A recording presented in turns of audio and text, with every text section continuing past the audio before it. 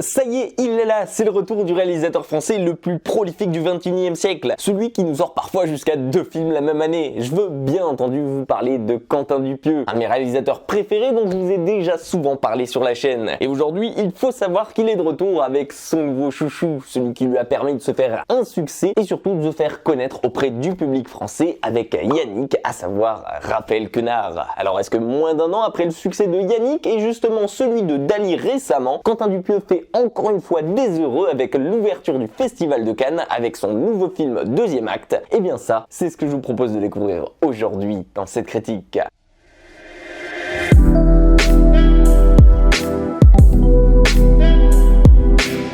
Dans le deuxième acte, Quentin Dupieux nous propose de suivre la création d'un film depuis l'intérieur. En effet, vous allez suivre ici 4 acteurs, respectivement David, Willy, Guillaume et Florence, à savoir 4 acteurs français en train de réaliser un film d'auteur qui s'apparente plutôt ici à un AV. Réplique mal écrite, scénario pas fou, personnage peu développé, et surtout histoire vide de sens. Vous remarquerez très vite ici qu'il y a une particularité avec ce nouveau film qu'ils sont en train de réaliser et qui est justement le fruit d'une nouvelle méthode de travail. Mais ça, je ne vous en dirai pas plus dessus parce que ce serait vous spoiler littéralement tout l'intérêt du film. Mais rassurez-vous, ce n'est pas la seule chose qui coince dans la création de ce film, car bien entendu ce ne serait pas un film de Dupieux si tout cela était aussi simple que ça. Car en plus de tourner dans un mauvais film et surtout de parodier un petit peu le cinéma français, vous le verrez très vite ici, ce tournage va être des plus chaotiques. Parce qu'entre les acteurs colériques, ceux qui n'ont pas envie de faire le film mais qui sont obligés à cause de leur contrat, ceux qui ont pris de la grosse tête entre temps, ou même encore tout simplement l'alchimie qui ne fonctionne pas sur le plateau, on peut facilement dire ici que ce tournage ne va pas être de tout repos. Mais malheureusement pour nos acteurs, eux qui ont signé pour ça, eh bien ils vont être obligés d'aller jusqu'au bout, même si l'ambiance sur le plateau va se tendre de plus en plus et au fur et à mesure du tournage. Alors bon, je sais, le deuxième acte dit comme ça, c'est un petit peu un film particulier à vous présenter. Parce qu'en effet,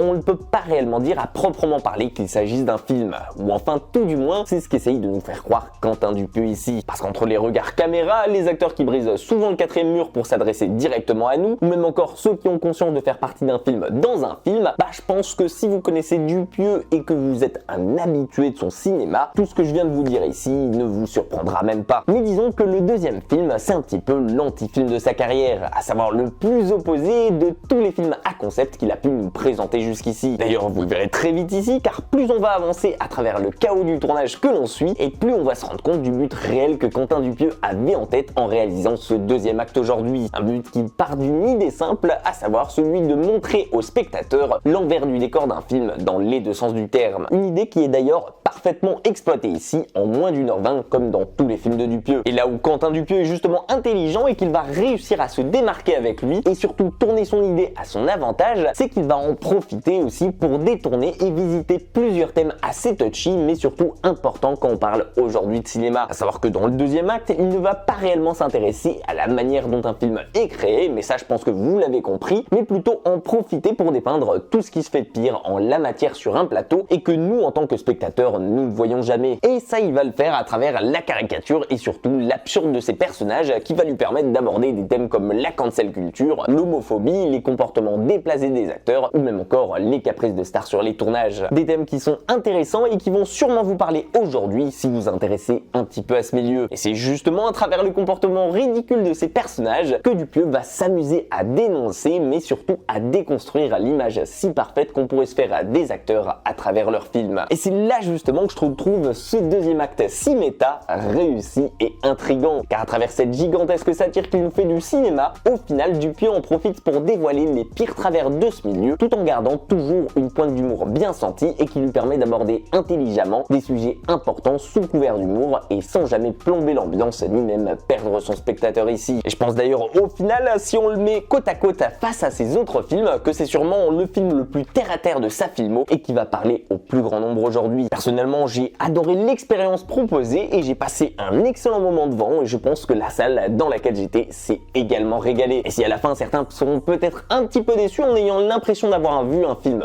vide, eh bien je pense que c'est parce qu'ils seront passés tout simplement à côté du propos méta du film. En tout cas, honnêtement, on va pas se mentir, voir un film qui se moque du milieu du cinéma, du comportement problématique de certains acteurs et qui dénonce d'une manière intelligente tout ça en ouverture du Festival de Cannes, il fallait oser. Et pour ça, j'aime encore plus Quentin Dupieux. Et vous, qu'est-ce que vous avez pensé de ce deuxième acte? Est-ce que vous êtes passé à côté du film ou bien au contraire, est-ce que ce film et ces thèmes qu'il a abordés vous ont parlé? N'hésitez pas à me donner votre avis dessus dans les commentaires et surtout venir me dire peut-être les thèmes à côté duquel je suis passé dans cette vidéo. En attendant, j'espère qu'elle vous aura plu, qu'elle vous aura donné envie d'aller le voir au cinéma. Si c'est le cas, pensez à me le faire savoir, lui laisser un petit pouce en l'air, la partager et surtout à vous abonner à la chaîne si ce n'est pas déjà fait. En attendant, prenez soin de vous et moi je vous dis à très vite pour une toute nouvelle critique.